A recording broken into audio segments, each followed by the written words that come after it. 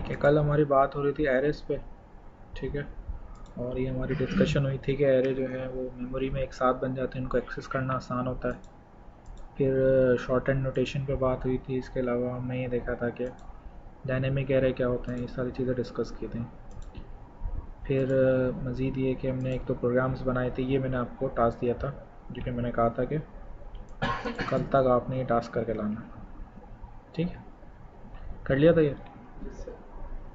ठीक है। अच्छा, मज़ीद आगे बढ़ते हैं। अब देखें, एरे जो हैं वो जब हम बनाते हैं तो उसके अंदर हमारे पास एक चीज़ ये होती है कि एरे जो है उसका साइज़ होता है क्या, फिक्स होता है। ये उसका एक डिसएडवांटेज है। अब उस डिसएडवांटेज को कवर करने के लिए अप्रोच ये यूज़ की जाती है कि मिसाल के तौर पर मेरे पास एक एरे है, उसका साइज़ है 5। अब मैं उसमें छठी वैल्यू इंसर्ट करना चाहता हूँ तो नहीं कर सकता। क्यों नहीं कर सकता? फिक्स्ड है। तो अप्रोच ये यूज़ की जाती है कि ऐसा करो कि एक और एरे बना दो 10 साइज़ का, और वो जो पहला एरे है उसकी वैल्यूज़ जो है वो दूसरे एरे में कॉपी कर दो, फिर दूसरे को यूज़ कर लो। ठीक है, तो इसमें बेशक टाइम ज़्यादा लग जाता है लेकिन काम हमारा हो जाता है। तो एरेज में ज़्यादातर ये जो है समझ लें सोल्यूशन है इस प्रॉब्लम का। तो इसमें क्या होता है कि अगर आप ये काम करना चाह रहे हैं और आपके पास एक टारगेट एरर और एक सोर्स एरर, तो सिंपली आप एक लूप लगा के ये काम कर सकते हैं। लेकिन इसमें ये चीज़ हमें ध्यान में रखनी होगी कि सोर्स एरे और टारगेट एरे का जो साइज़ होगा, उसमें टारगेट एरे का साइज़ जो है वो सोर्स एरे से ज़्यादा होना चाहिए या एटलीस्ट बराबर होना चाहिए। अदरवाइज़ होगा क्या कि अगर टारगेट एरे का साइज़ कम होगा तो वैल्यू जब ट्रांसफ़र हो रही होंगी तो उसमें इंडेक्स आउट ऑफ बाउंड का एक्सेप्शन आ जाएगा। ठीक है, आसान सी चीज़ है। अब बात कर लेते हैं जनाब मल्टी डायमेंशनल एरेज। ठीक है, क्या होते हैं भाई मल्टी डायमेंशनल एरे? सर वो मैट्रिक्स जो बनता है। मैट्रिक्स जो बनता है, ठीक है। और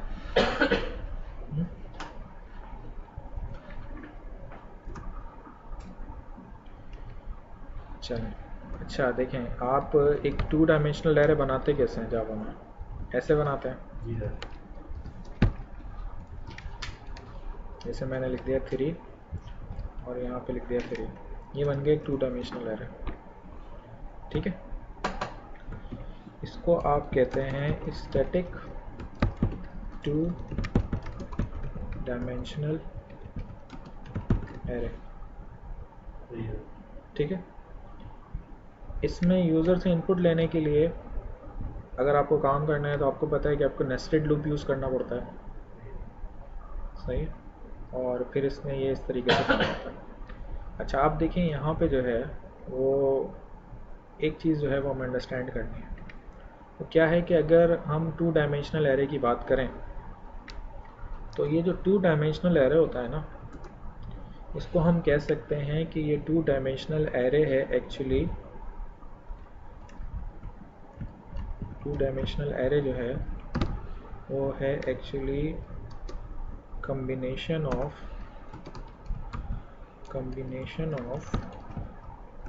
one more than one dimensional arrays। ये चीज़ें तो आप पढ़ चुके हैं, मैं थोड़ा डिफरेंट तरीके से आपको बताना चाहूँगा। क्या मतलब है कि ये जो 2 डायमेंशनल एरे होता है,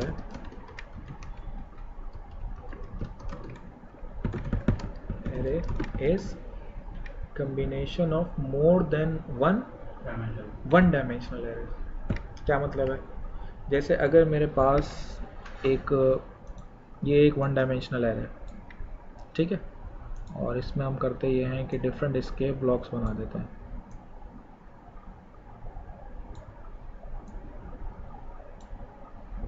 तो ये समझे 0 इंडेक्स है, ये 0 इंडेक्स है, ये 1 है, ये 2 है और ये 3 है। तो ये क्या है? एक अदर 1 डायमेंशनल एरे। अच्छा, अगर मैं करूँ ये जनाब कि एक और 1 डायमेंशनल एरे यहाँ इंक्लूड कर दूँ इसके बिल्कुल साथ, ठीक है, और इसको कह दूं कि ये 0 1 डायमेंशनल एरे है और ये है 1 1 डायमेंशनल एरे, तो ये बन जाएगा 2 डायमेंशनल एरे। मेरी बात समझ में आ रही? जी सर। ठीक है, यानी ये कि जब आप कोड कर रहे होंगे तो आप यहाँ पर डिफाइन करेंगे 2 और इस डायग्राम के हवाले से यहाँ पर डिफाइन करेंगे 4। यानी कि ये जो पहला वैल्यू आप दे रहे हैं ये बता रहे हैं कि कितने 1 डायमेंशनल एरे हैं, और 4 से मुराद है कि हर 1 डायमेंशनल एरे का क्या साइज होगा। ठीक है। अच्छा, अगर मैं इसमें जो है वो एक और बढ़ा दूं, एक मैंने 1 डायमेंशनल एरे और बढ़ा दिया, तो अब इसका साइज क्या हो जाएगा? अब ये क्या होगा? एक नहीं, अभी भी ये 2 डायमेंशनल एरे है। अब इसके अंदर 3 1 डायमेंशनल एरे हैं। समझ में आ रही बात? ये एक 2 डायमेंशनल एरे है जिसमें 3 1 डायमेंशनल एरेज मौजूद हैं, और इसको बनाने के लिए मुझे कोडिंग क्या करनी होगी? इसको बनाने के लिए मैं इस तरीके से लिखूंगा 3। तो ये लिखने, इसका मतलब ये है कि 3 1 डायमेंशनल एरेज और हर 1 डायमेंशनल एरे के अंदर साइज कितना है? 4। सही? ठीक। अच्छा, मज़ीद बढ़ाते चले जाएंगे 1 डायमेंशनल एरे, तो इनका कॉम्बिनेशन मिलकर जो है वो बनाएगा एक अदद 2 डायमेंशनल एरे। इसीलिए ये चीज़ ध्यान में रखें कि जब एक 2 डायमेंशनल एरे होता है, तो अगर मैं एक 2 डायमेंशनल एरे के लिए एक फॉर का लूप लगा रहा हूँ, ठीक है, और मैंने यूज़ किया integer i equals to 0, i is less than arr dot length, तो ये जो arr डॉट लेंथ है ये किसकी लेंथ बता रहा है? एरे की लेंथ तो बता रहा है, लेकिन ये क्या बता रहा है? क्या वैल्यू देगा? ये 3 देगा, 4 देगा? 3 देगा ये। क्यों? इसलिए कि इसके अंदर नंबर ऑफ 1 डायमेंशनल एरे कितने हैं? 3। अच्छा, और अगर मैं यहाँ पे एक और अंडर नेस्टेड लूप यूज़ करता हूँ, और ये मैंने ले लिया j इक्वल्स टू 0 और j इज़ लेस देन, अब j अगर मैं लूँगा arr डॉट लेंथ तो गड़बड़ हो जाएगी।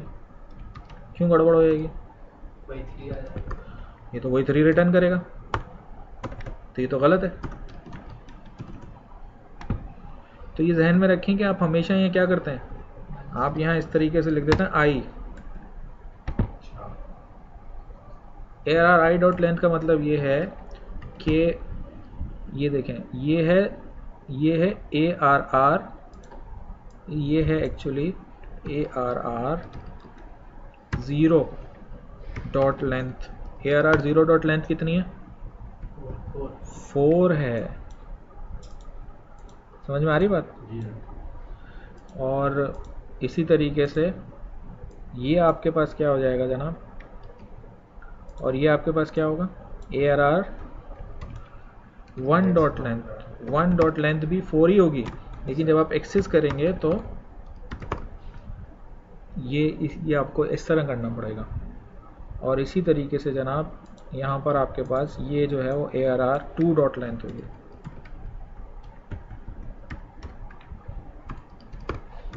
समझ में आ रही मेरी बात? तो इससे आप ये समझें कि एक्चुअली ये 3 अलग अलग एरेज हैं जो हमने एक साथ मिला दिए, जिसके नतीजे में बन रहा है एक अदद 2 डायमेंशनल एरे। ठीक है, सही है। अच्छा, एक तो तरीका बनाने का इसको ये है, और ये हमें पता है कि ये वाली अगर यहाँ पे कोई मैं लाइन लिख देता हूँ मिसाल के तौर पे, तो ये लाइन जो है वो ये हेलो कितनी दफ़ा प्रिंट होगा? 4 दफ़ा होगा। हाँ, 12 टाइम्स हो गए। 3 मल्टीप्लाई बाय 4, क्योंकि ये i की वैल्यू 0 के लिए ये 4 दफ़ा चलेगा, फिर i की वैल्यू 1 के लिए 4 दफ़ा चलेगा, फिर i की वैल्यू 2 के लिए 4 दफ़ा चलेगा। नेस्टेड लूपिंग है ना, तो 12 दफ़ा ये हेलो प्रिंट होगा। सही है ना? चलें। अच्छा, फिर ये तो है स्टैटिक 2 डायमेंशनल एरे। अगर आप चाहें ना तो इसको ऐसे भी बना सकते हैं। इसको मैं कह देता हूँ 2D, और यहाँ देखें अब मैं लगा रहा हूँ कर्ली ब्रैकेट, फिर उसके अंदर एक और कर्ली ब्रैकेट, इसमें मैंने लिखा 1, 2, 3, 5, फिर यहाँ लगा दिया मैंने कॉमा, फिर इसके अंदर एक और कर्ली ब्रैकेट, और इसमें मैंने लिख दिया जनाब 10, 20, 30, 40, 50। ये अगर आप इस पर गौर करें तो ये हो गया एक two dimensional array but dynamic two dimensional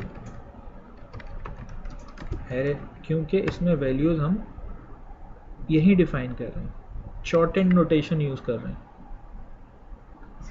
इसके अंदर हमारे पास पावर होती है कि हम किसी भी एरे की लेंथ चेंज कर सकते हैं। हाँ, वो रैग डायले कराता है। अभी इसके ऊपर आते हैं फिलहाल।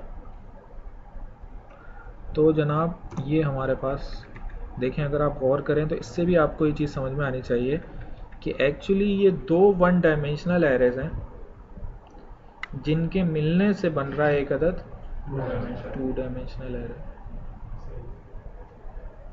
ठीक है, सही। अब अगर जाहिर है आपको इसको प्रिंट करवाना है, इसकी वैल्यूज को प्रिंट करवाना है, तो आप क्या करेंगे, वही नेस्टेड लूपिंग यूज करेंगे।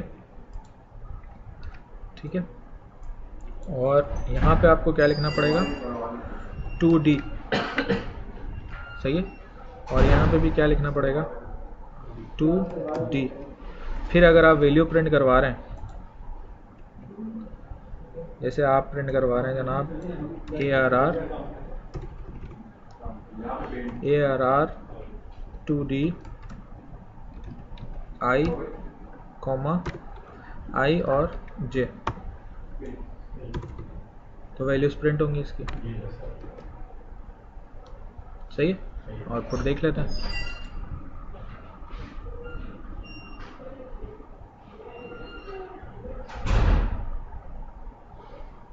तो आप देखें कि इसका आउटपुट क्या नज़र आ रहा है, 1, 2, 3, 4, 5, 10, 20, 30, 40, 50।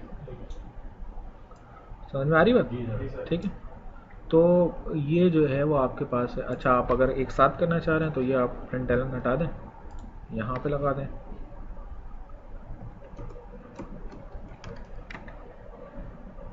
सिंपल लाइन ब्रेक कर दें। अब आप आउटपुट देखेंगे तो पहला वाला अलग से नज़र आएगा एक लाइन में, और दूसरा वाला जो है वो अलग लाइन में नज़र आ रहा है। तो जनाब ये तो है आपके पास 2 डायमेंशनल एरे। सही है। अच्छा, अब इस डेफिनेशन को दोबारा से हम पढ़ें तो ये क्या करिए, 2 dimensional array is combination of more than 1 dimensional arrays, 2 भी, 3 भी, 4 भी, कितने भी हो सकते हैं। अच्छा, इसी को मैं कॉपी कर रहा हूँ और इसको मैंने कर दिया यहाँ पर इंटर करके पेस्ट।